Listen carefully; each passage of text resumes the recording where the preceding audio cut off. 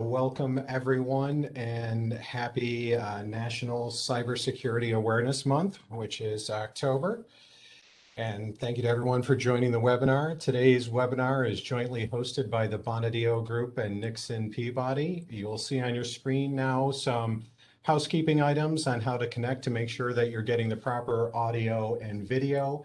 If you need any technical assistance, please indicate so in the chat. My name is John McCurdy. I am a partner here at the Bonadio Group. I perform a test work for manufacturing and distribution clients, as well as employee benefit plan financial statement audits. This is an interactive session where the panelists will be responding to questions from the chat, so please make sure you enter your questions to the chat. Now an introduction of our panelists today. With us today is Jenny Holmes of Nixon Peabody. Jenny is the deputy leader of Nixon Peabody's privacy and cybersecurity team. She advises clients on applicable data privacy and cybersecurity laws, regulations, and other legal regimes, and assists clients in the development, implementation, and maintenance of compliant cybersecurity programs. Welcome, Jenny.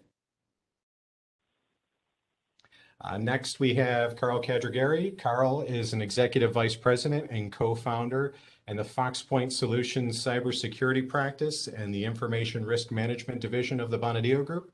He leads a majority of the team's regulatory cybersecurity audits and has extensive experience and certifications within the cybersecurity and IT audit areas, along with detailed audit experience across almost every vertical. Welcome, Carl. Thank you, John. And we also have Eric Bailey. Eric is a partner at Nixon Peabody, where he leads the firm's employee benefits and executive compensation practice nationally. For today's purposes, Eric counsels retirement plan sponsors and their fiduciary committees on how to manage the risk of liability with regard to cybersecurity and privacy concerns. Welcome, Eric. Thanks, John. Happy to be here. All right, so now to start us off, the Department of Labor in April of this year issued new cybersecurity guidance for plan sponsors, plan fiduciaries, record keepers, and plan participants that included tips for hiring a service provider, cybersecurity program best practices, and online security tips, all of which can be found on the DOL's website. Jenny, to start us off, can you provide us with an overview of this guidance and why it's significant? Yeah, definitely. I'll start by just saying that this guidance was, in my opinion, long overdue.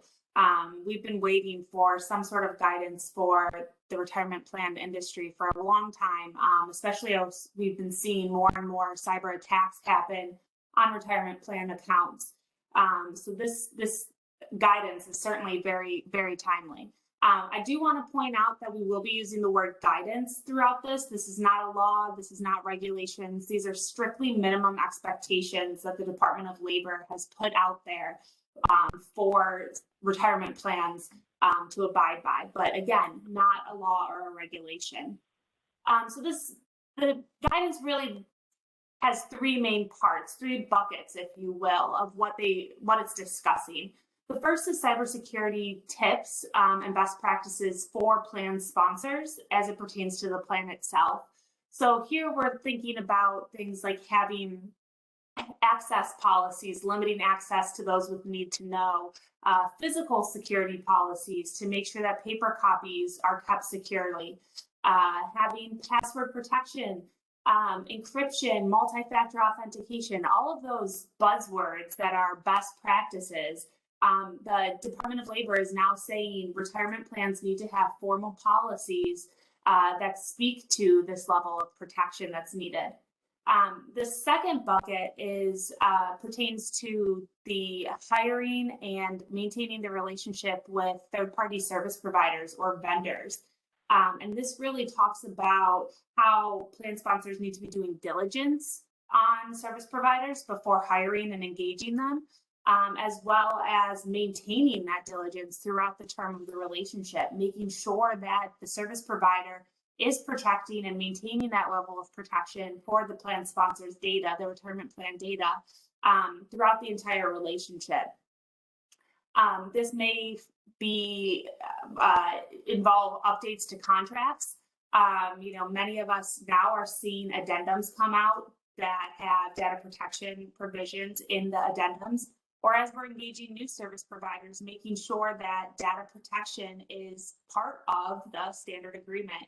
and making sure that our vendors are meeting the high standards that the DOL as well as plan sponsors are now expecting.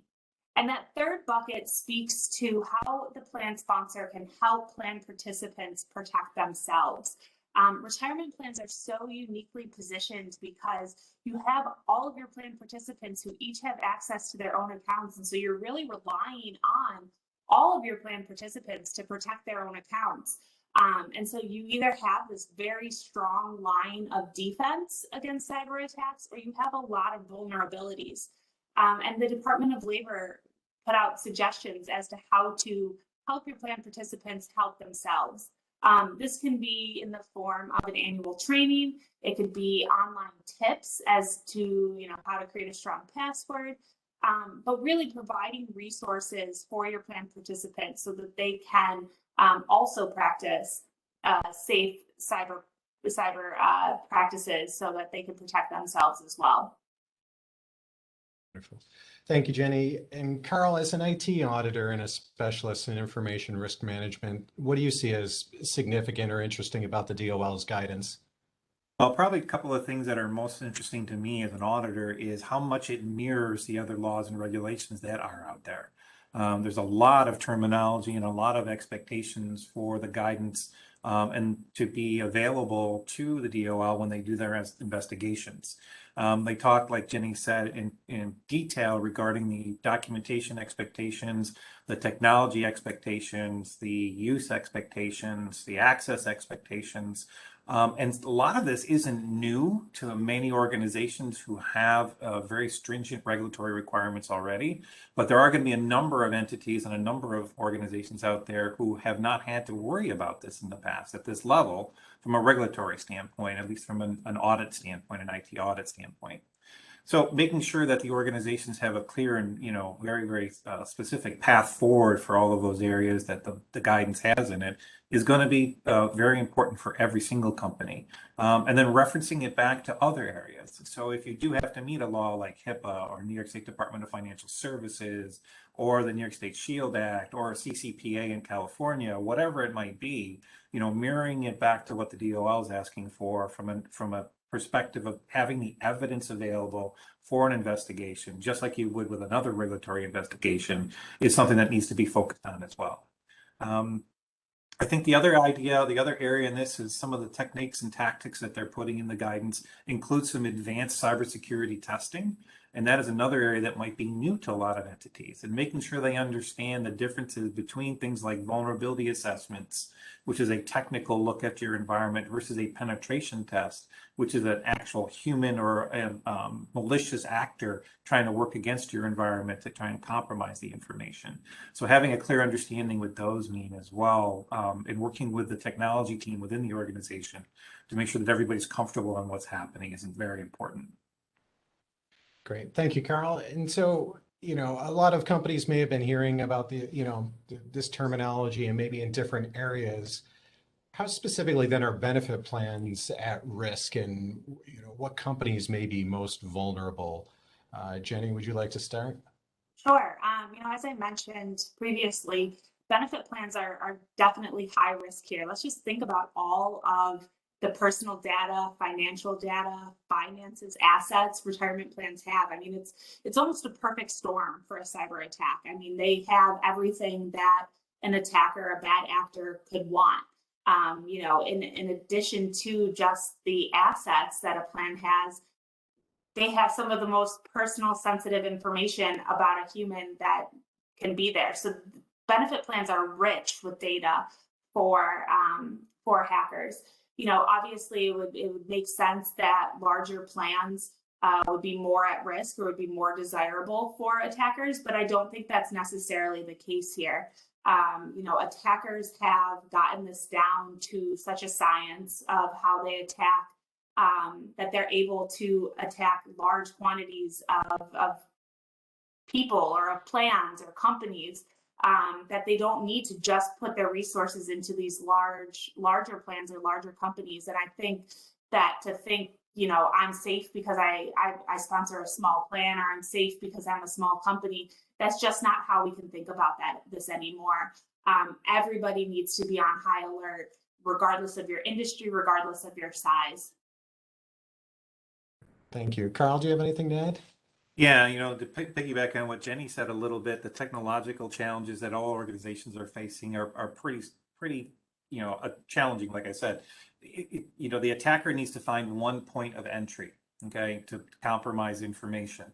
You as the organization, you as the company have to protect against hundreds of potential points of access to information. If you've heard the term phishing, the business email compromises are incredibly more sophisticated than they used to be. We actually have had situations where, an HR department gets phished, and they end up changing benefits routing to a bank account without confirming it with the user. Okay. And that's how they got phished, how they lost data, how the cyber attack happened. But on top of that, there are the cyber attacks that go directly against those third-party administrators to try and compromise their environments. Those malicious actors that I'm talking about. And they get as many phishing emails as any of us on the call probably have. Additionally, the risk of ransomware, which is a very, very significant issue in malicious software, has become vastly much more prevalent in the last year.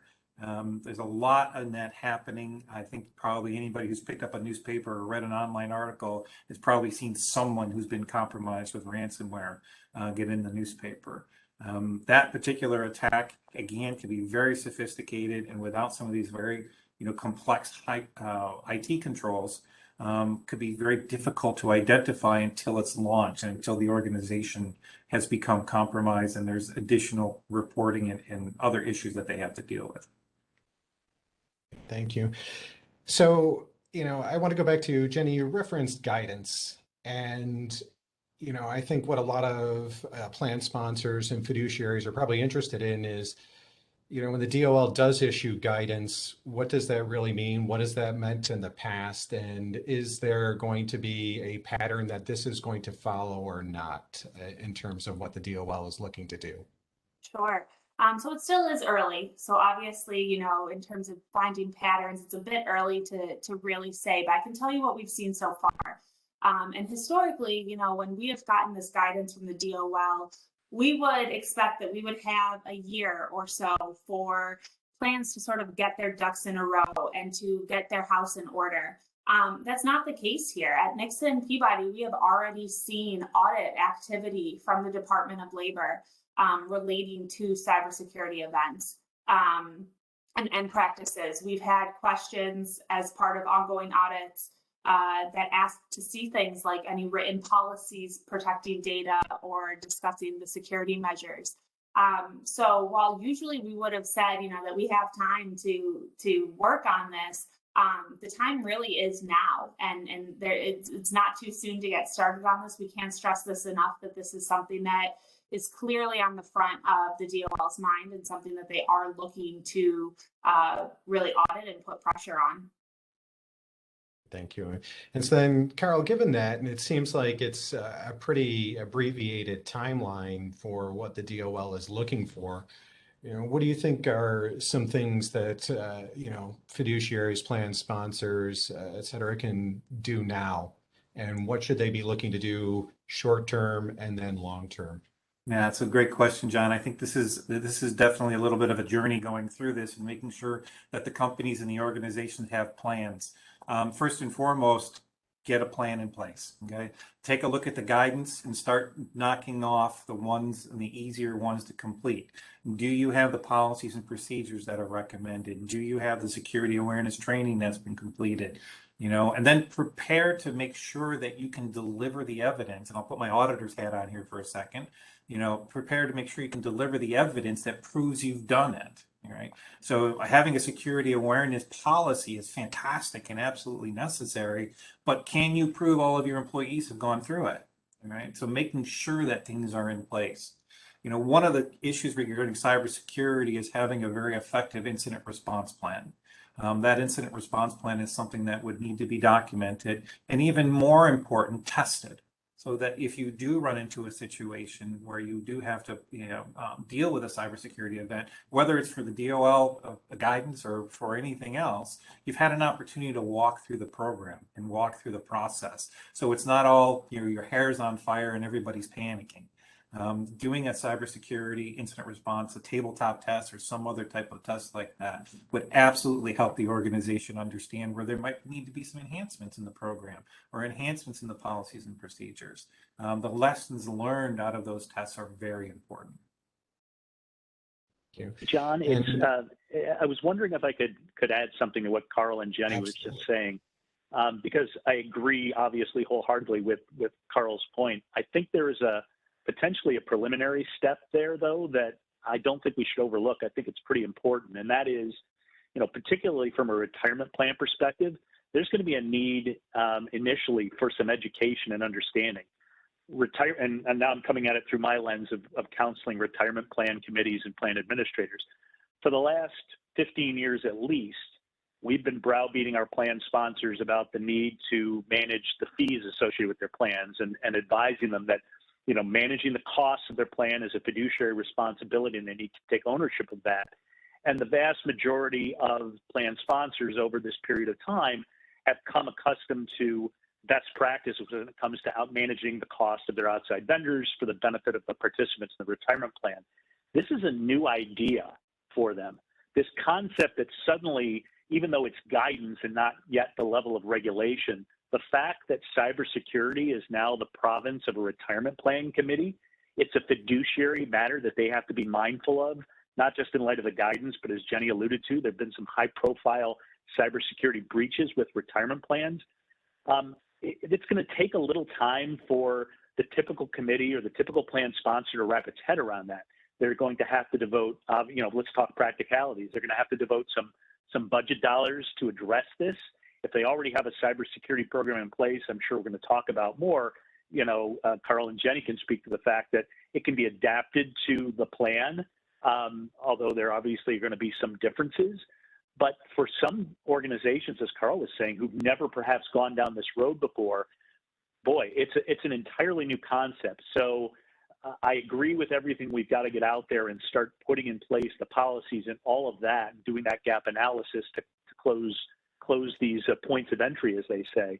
But at the same time, I think you can't run too quickly out of the gate, because you've got to sell this up and down management to make sure they understand why it's so important contextually to the plan. Great point, Eric, and thank you. And so then, Jenny, you mentioned that you had already seen some action by the DOL in this after your clients got over their initial obvious excitement at the prospect. What was their reaction? Were they prepared? We've been seeing multitudes of reactions to this guidelines. I think the main one that we're seeing is just being overwhelmed. If you look at this from a list, if you're not familiar with cybersecurity or you aren't used to seeing this language, it can look like a lot. And it is a lot, undoubtedly. I think one of the things that Carl said that I really want to bring up again and drive home is that these practices, these cybersecurity policies, have to be in a format that you can sort of use as proof to the DOL. I think a lot of plans, a lot of companies have cybersecurity practices in place. I say, air quote practices, because perhaps they're not memorialized yet. Perhaps it's just, what we do, but, it's not formal. And now is the time where we need to take that step to really formalize that, so that when these audits happen, we can turn to, our written policies and provide those to the DOL.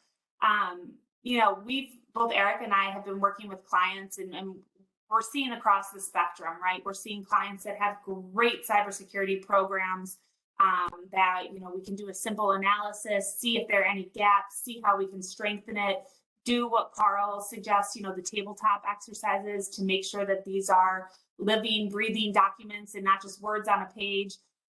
But then certainly we are seeing clients who have nothing, and that's fine too. That's just as good of a starting point as those who already have, robust policies.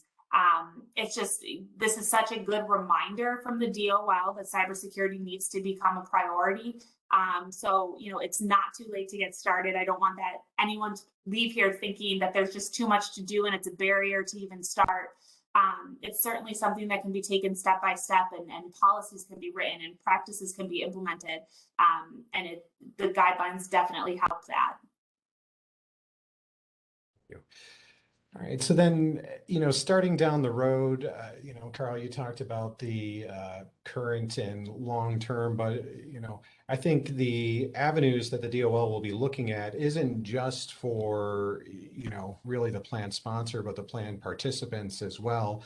I think this is going to be a kind of a daunting task to a lot of fiduciaries and plan sponsors. Where are they going to start with all of this? So, from the aspect of the training, Eric makes a perfect point. Okay. So training not only for those with fiduciary responsibilities, but training for those plan participants as well. As a plan participant myself in the information technology cybersecurity arena, I'm already incredibly paranoid what I do with my personal information. Okay. That's something I think we all need to be a little bit more educated on, right? Utilizing your PIN for your cell phone as your PIN for your ATM card, probably not a great idea. And if the password for your email is the same password for your benefit plan, probably not a great idea. So helping the users, helping them, those participants understand that, hey, by a few little tweaks here, okay, you could help protect yourself. By a few little tweaks there, you can help make sure that your information is protected at just that slightly higher level. And at the same time, when you're raising that education for the users for themselves, you're also benefiting by raising the education with your employees for your internal systems. So there is kind of a dual benefit there. I think that plan participants have a role to play from that aspect of being that first human firewall and getting into their information. And then also acting as an employee as that human firewall as well. But that comes with training. Eric made a perfect point. Starting at the top, working your way down, starting at the bottom, working your way up, and repeating it. It's not a one and done. And that's the other thing that's very important. Anecdotally, Carl, it's an interesting exercise.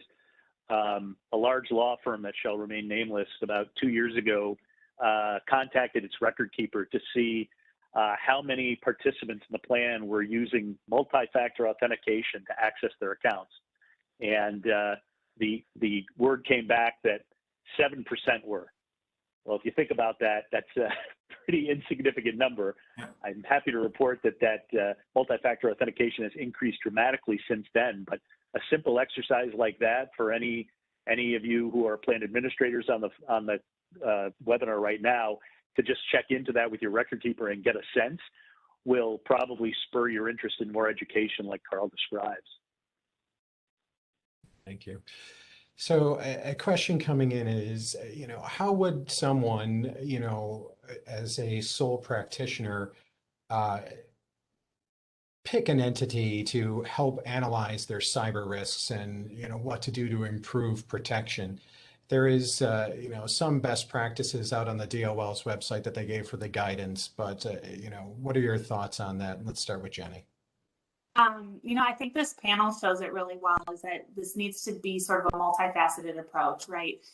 There is a legal aspect to that. There is the technical aspect to that, and you need both to work together. As I've tried to stress before, the fact that you're a sole practitioner doesn't make you any less desirable for cyber attackers. You still have data that they want to get. So it is worth the investment of your resources and your time to get the perspectives of both legal and the technical side. I think we work really well together to say that I can put pen to paper, but I can't do the technical parts of it, and vice versa. So, when you're looking at who to engage for this type of analysis, I think you have to look at it from both approaches. Thank you. Carl, did you have anything to add there? No, just to echo what Jenny said, I think that makes perfect sense. One of the biggest challenges that many organizations go through is where do I find the resource, right? Whether it's a very large organization with a collapsed, benefits plan or HR team, or a very small organization who has never had to do this before. And reaching out for those professional resources and those, advisors externally, it can always be a huge weight off of your shoulders when you get the advice that you get. Great. So now a question. So, you're using service providers generally when you've got any type of like an employee benefit plan where, even if you're outsourcing your payroll service, that's a service provider, the custodian, the third party administrator. I'm a plan sponsor. I'm a fiduciary. I've hired reputable service providers, so I'm done, right? I've got all my specialists in a row. I've done my fiduciary duty. Am I done? How about you, Jenny? Um, I think it's not as simple as you're done, right? This is constant looking at it, constant testing, constant implementing, keeping up to date. I mean, you see how many times your iPhone updates in a month, right? There's constantly new technology coming out to help protect ourselves, and we have to stay on top of that. One of the biggest things that I tell my clients is that we can write the policies, we can implement the policies, but that's not it. We have to keep making sure that our practices align with those policies, that the policies are still working for our organization. So, yes, getting pen to paper and implementing things is a really great first step, but it's just the first step of an ongoing sort of life cycle here.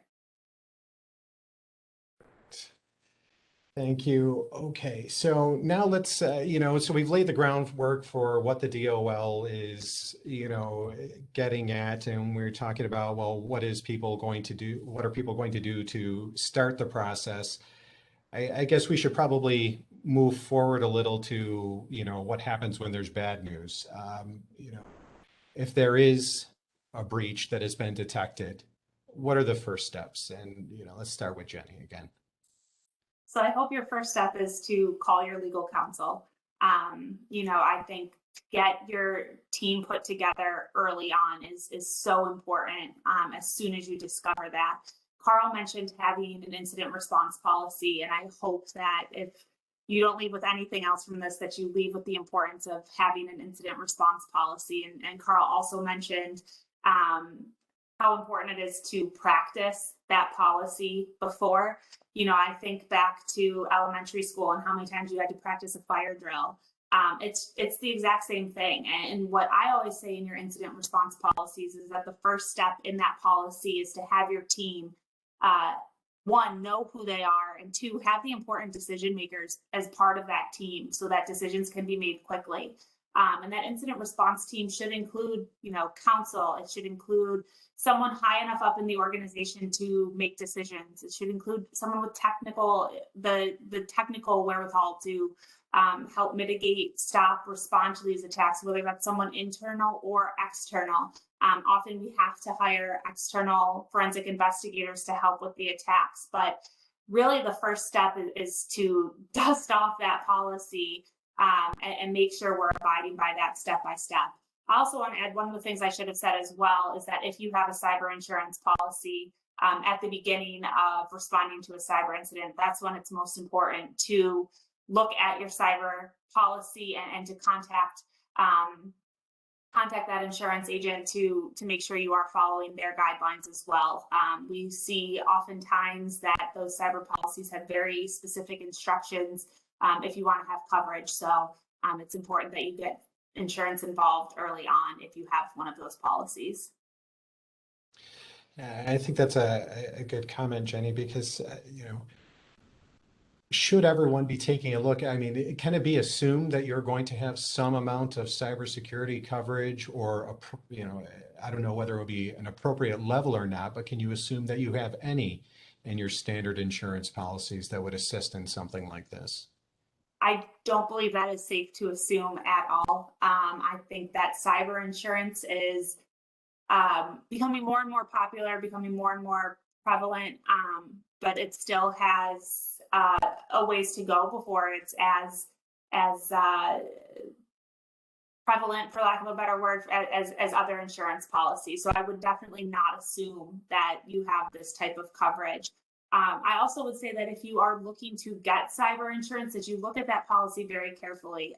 Historically, we've seen cyber policies with a lot of exclusions. And so you want to make sure that you are getting what you think you are getting well before it's time to rely on that policy. And Carl, when you're out there in the wild doing your audits and the consultations, when do you find that people are reaching out to you? Are they reaching out to you before there's a problem, during the problem, or after the problem? Yeah, that's really an interesting question, John. When we do an audit, I guess I would take that as someone's actually reaching out to us before a problem.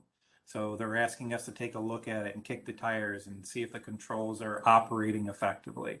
So I think that for those entities, they're looking ahead. They're trying to make sure they're up ahead of any potential concern or issue. We unfortunately get called quite often after the fact, though. It's a weekly occurrence for all intents and purposes. There's someone who calls who says, my email's been compromised, my employee lost a laptop, whatever. So it's kind of happening on both ends of the spectrum. I'm going to echo something that Jenny said regarding the cyber liability insurance. There's a couple of really important things to know. First and foremost, okay, it's becoming more and more of a policy that is mandatory, whether or not there's a guidance for it, or whether or not there's a law for it, or whether or not one of the regulators say you're supposed to have it. The ability for an attacker to cause significant harm to an organization and cost them literally millions of dollars is just outrageous. There was a recent announcement that an insurance company in the Midwest had to pay $40 million for a ransomware attack. You got to get their information back. I mean, insurance just has to be there. But to echo what Jenny said, every single IT audit that we do, every single regulatory audit we do, we ask for the cybersecurity policy. And the variability that's in those policies is staggering.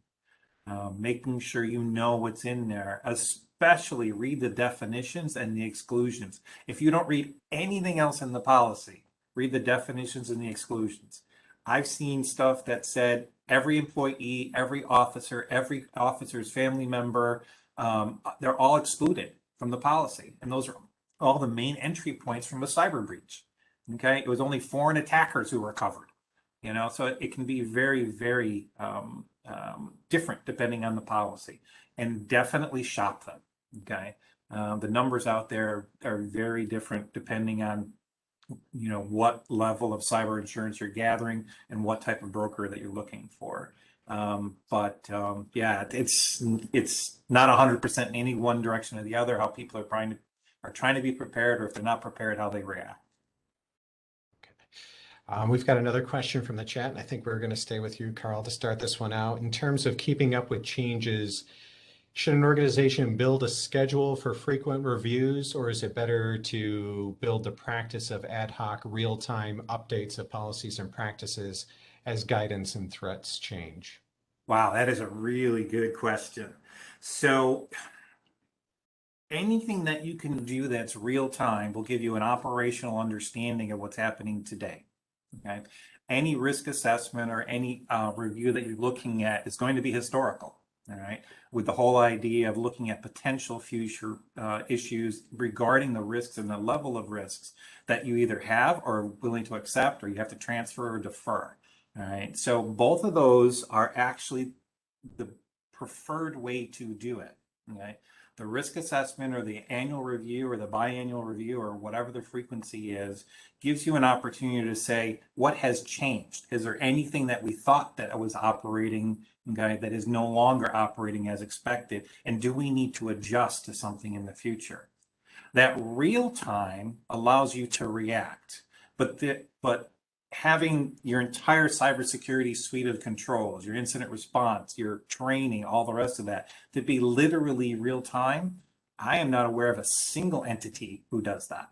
Okay, the ones that are really doing a great job are doing a combination. They look at the higher risk areas and make those real time, but they do the risk assessment on a regular basis as well.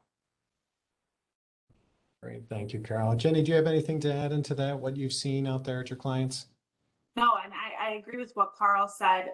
And just to echo that, I think it does need to be both sort of that real-time impromptu, as well as making sure that there's something scheduled. Have your cybersecurity policy state that you're going to review it annually or biannually. Hold yourself accountable. Thank you. So now one of the other things that, I'd be remiss if I didn't bring up, the current environment that we're living in with, COVID. I have to imagine that the cybersecurity risk is greater now than it ever was with the amount of people that were working remotely and the terms of processing payroll information and things like that. What can sponsors and fiduciaries do with a process that was probably very accessible in the past of plan participants being able to log in and do things like that? But now, even more, they're probably processing, some people are processing payroll remotely, dialing in. It seems to me that it's an even greater risk now, and this is probably fairly timely from the DOL then. What do you think about the enhanced risk now? And let's start with Carl. Anytime you extend your domain, so the walls you operate in, further and further out, you're adding areas of potential risk. Okay. And sometimes it's ones that you may not foresee. Sometimes it's ones that, you wouldn't think would be a risk, right? So working remote, we literally had an organization who had a situation come up where their remote worker was at home working on some records, and the records were protected information, and they were very sensitive information about someone's health. Yeah, and this isn't necessarily about this, but it's a classic example. And that person got up, okay, they went to do something else, and they left their computer up. And one of their children walked by and saw the record on the screen, knew the person, took a picture of it, and sent it to all their friends. Okay? Not because they were doing something malicious, but because they really wanted to support this person. They really wanted to, they were a favored person and known by dozens of people, okay, that this person knew, right? So something as simple as someone wanting to do something nice still caused a data breach.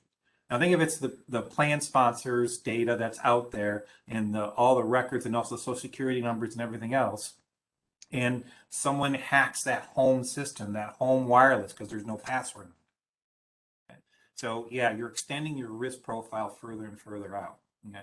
Eric mentioned something a little bit earlier in the chat regarding something called two-factor authentication or multi-factor authentication. That's a phenomenal way to access information, but it doesn't take away the training part that says, hey, lock your screen when you're remote and not sitting at your desk, at your kitchen table, or wherever you might be. Okay? So I think that layer of remote does add another layer of education requirement, as well as another layer of security tool requirement. Great. And Jenny, have you seen anything differently or to expand on that? I agree with Carl. I know I keep saying that, Carl. We agree a lot. Okay. But I agree with you too. So. But I think that we have to get used to this, right? Remote is, at least I'm hoping, the future. And I think that we need to adapt with that. And as Carl said, that just means increased training. And I did see that over the past, it's been 18 months now, more and more clients asking for cybersecurity training, just to keep it on the forefront of people's minds. And, I do think that we need to give employees credit that, they know the risks. They may not necessarily know the best ways to combat it, but they do know the risks from working from home. So I think as long as we keep pushing these trainings out and sort of keeping cybersecurity and best practices and how to protect yourself and how to protect the company, keeping those things part of the daily conversation, these risks can be abated a bit. Great, thank you.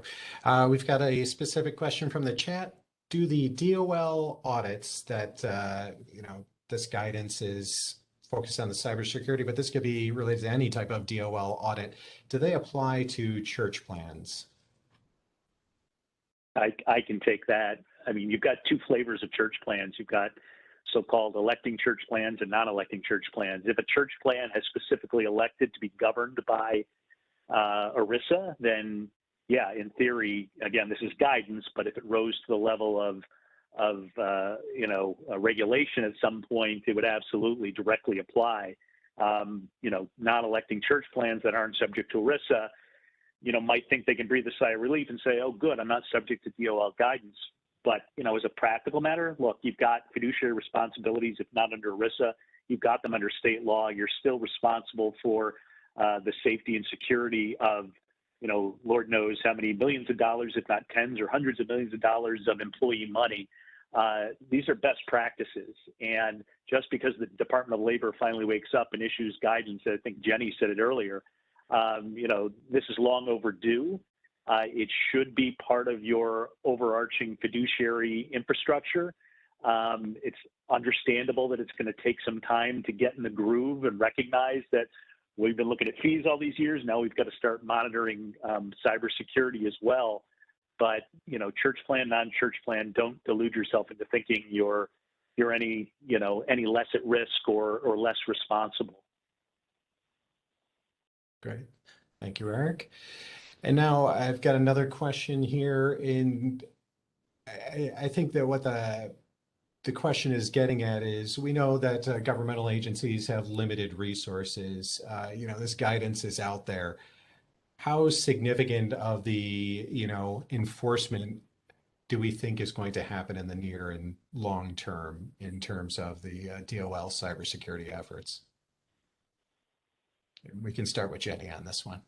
Sure. And Eric may have some more insight as to, the DOL and historically what they're doing. But, I think I'd answer that question with saying that, I'm less concerned with the DOL's enforcement actions as I'm concerned with what happens when a breach happens. And you are finding yourself either in litigation with plan participants because they've suddenly lost their entire retirement accounts, and you're pointing the finger at your record keeper who's pointing the finger back at you, and then you have an employee relations issue.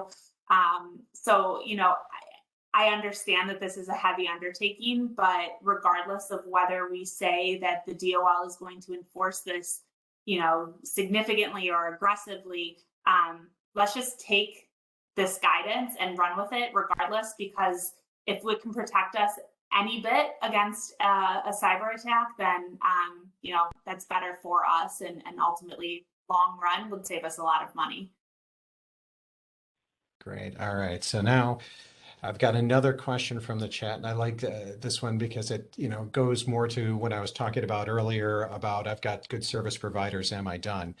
So the comment is, I think the sponsor level education is important. So explain, if I'm an employer with 200 employees utilizing, say, Principal as record keeper and bundled product with 360 integration with payroll, and my employees are using two-factor, if the breach occurs at the record keeper or at a payroll level, what is my responsibility? And I'm actually going to, move responsibility to liability. What is my liability as an employer?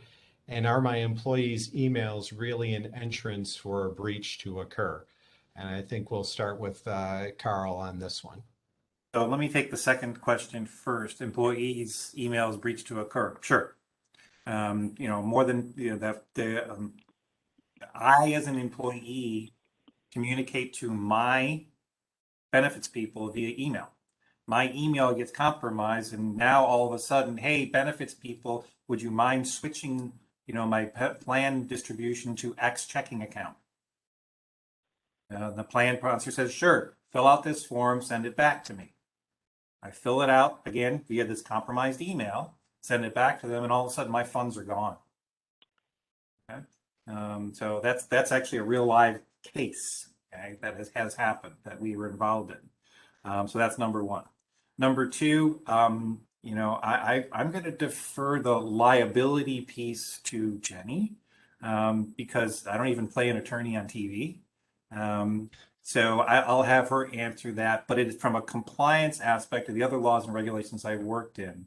Your data is your data, no matter where it lies. So Jenny, is there a liability issue there for the record keeper versus me as the client of company?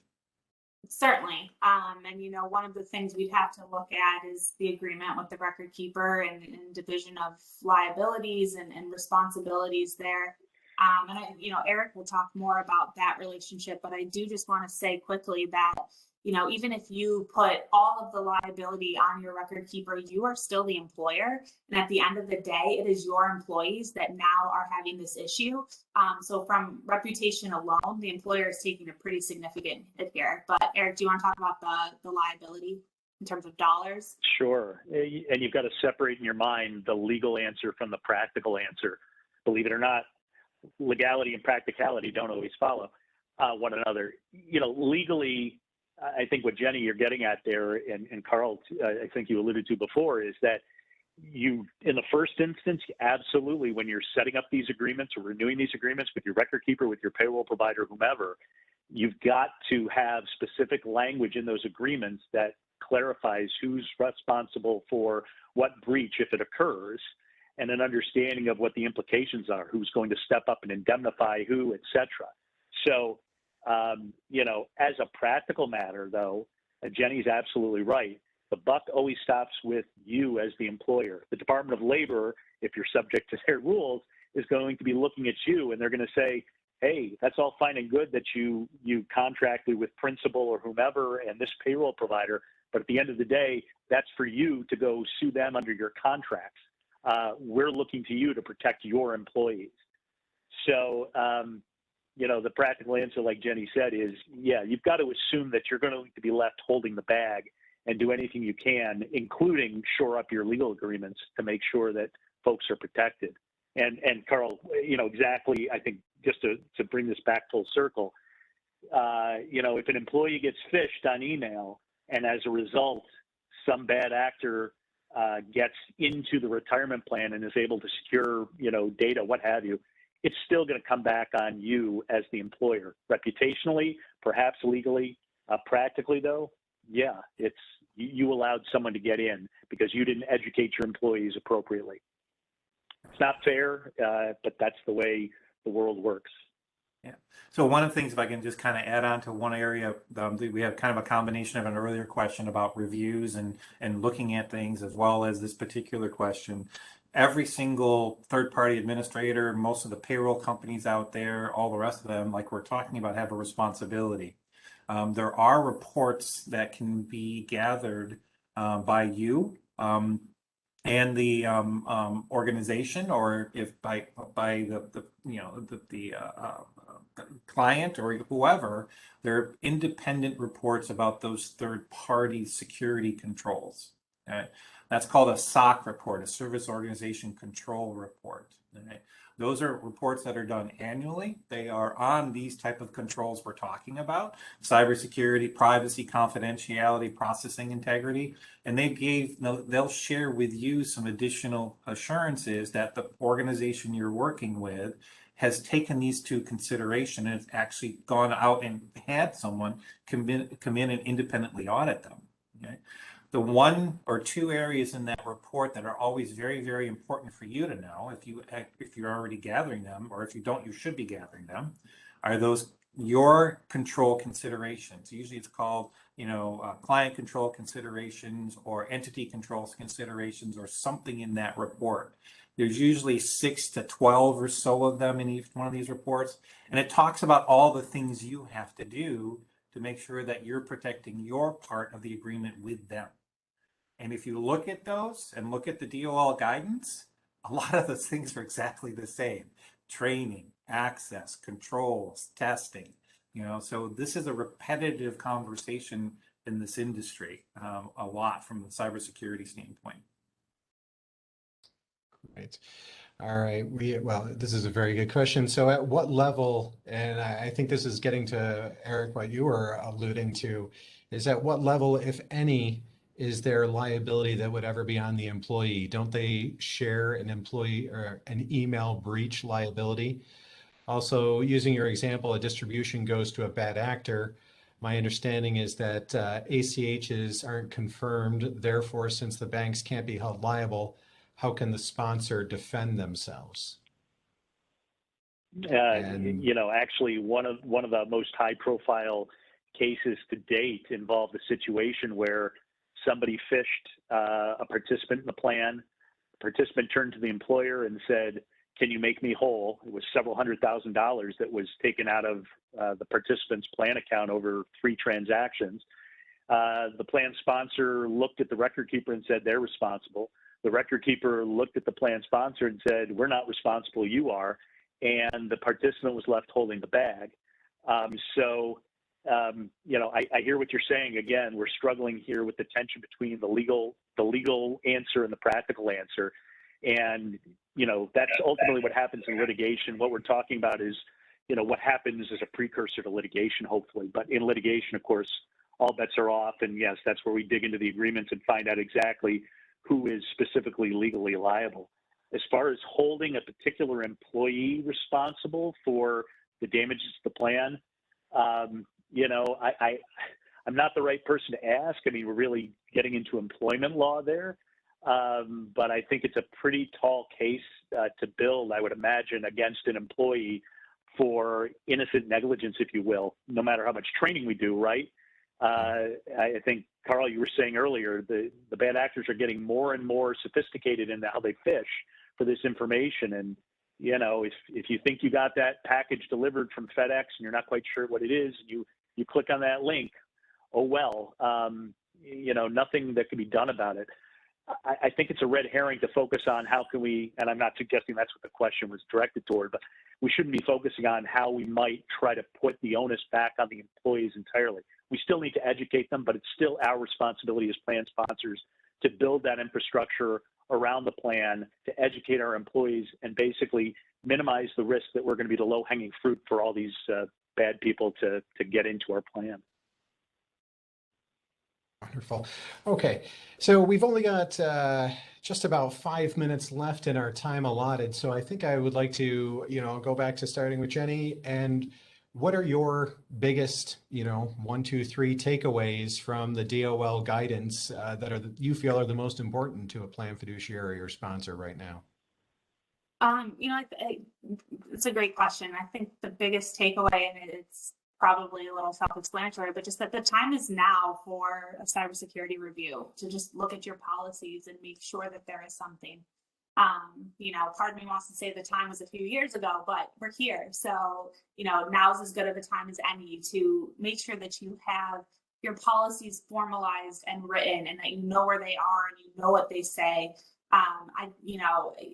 I can't stress enough how important it is to have a program that governs your cybersecurity practices, regardless of your size.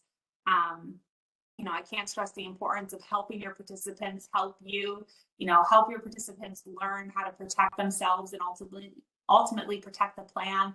And, you know, just that breaches are going to happen, incidents are going to happen.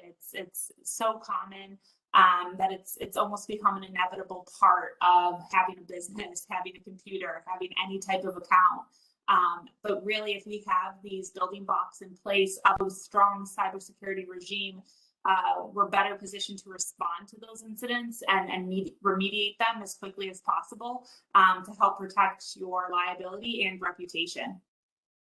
Great, thank you. Carl, going with the same question, what are your top takeaways?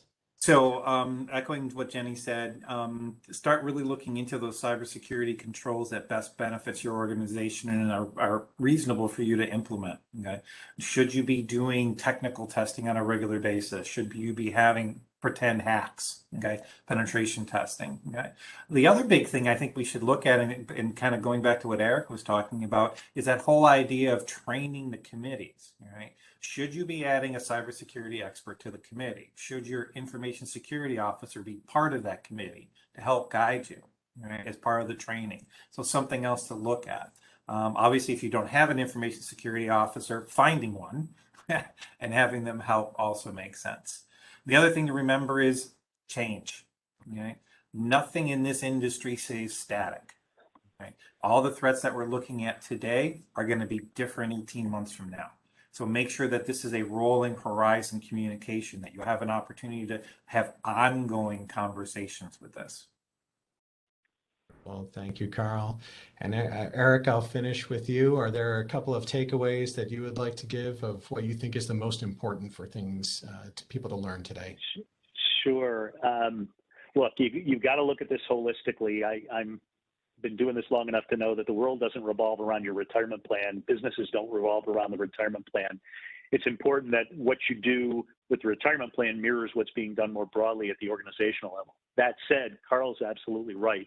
There's this need, again, to educate the committee, bring them along, look at your committee makeup and ongoing agenda to make sure that minimally, yes, there should be some presentation routinely about the security aspects so that the fiduciaries of the plan can feel assured that the plan is protected. But I'm talking to all my plan committees now about the need to really change the composition of the committee. It does make absolute sense to have someone with that IT background, if not showing up to every committee meeting, certainly showing up once a year to put into English for the committee some semblance of understanding of what the state of readiness is for a cyber attack. Somebody who's read the SOC reports, somebody who understands, all the agreements that are in place, the insurance, et cetera. And whether that's somebody from the organization's overall cybersecurity committee, or as Carl says, the chief IT officer for the organization. I think that need to have that connection now to mind that aspect of fiduciary responsibility is going to be hugely important going forward, particularly as lawsuits and breaches proliferate. There's a tough word to end with, proliferate. Wonderful. Thank you, Eric. And I think that's going to wrap us up today. Thank you very much, Jenny, Carl, and Eric, for your time today and your input on this important topic. Thank you to everyone for attending. Our contact information is up on the screen. We are here to help and always happy to help. Please feel free to contact us with any questions that you may have. And again, happy National Cybersecurity Awareness Month. Everyone, you have a great day. Thank you. Thank you, John. Thank you, everybody. Thank you. Bye-bye.